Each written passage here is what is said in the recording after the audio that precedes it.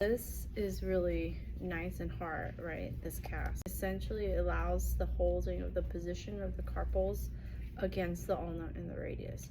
So now the joint that you have between your distal row and your proximal row, your distal row to your metacarpal rows have very, very strong ligaments. So they usually don't move. There is a certain amount of give that it has that we're always looking for when we're trying to get end range of motion.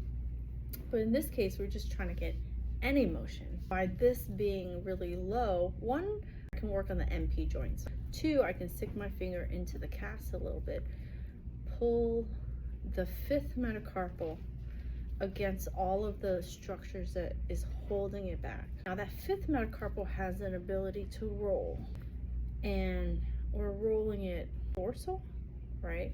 And it feels okay, but it feels really nice when I take that fifth metacarpal, I distract it, and then I roll it volar. So all of this right here that hold the MP in, we have that retinacular ligament, right? So we have all the ligaments that hold everything in, right?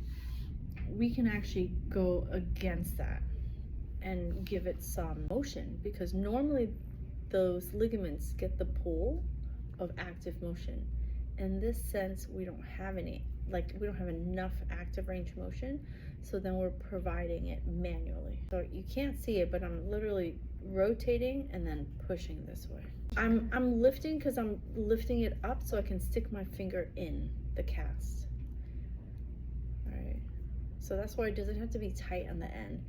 Depending on what you're trying to use the cast for, all I'm using the cast for in this scenario is to hold the position of the wrist, so I don't even have to, I can now actually use both my hands on the fingers if I wanted to.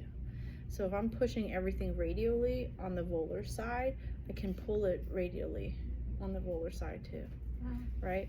I can pull this fifth metacarpal and I can push the other metacarpal in the opposite direction. What I get to affect are not just ligaments, but I get to affect the intrinsic muscles that actually originate in the metacarpals and in the flexor digitorum profundus.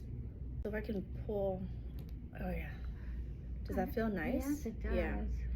So what I'm doing is I'm essentially pulling all the structures. If I'm pulling the volar side, right, the palmar or the volar side, if I'm pulling all that tissue distal, then what do I get to pull? I get to pull the ligaments, the tendons, the retinacular ligaments, the skin, the fascia, right?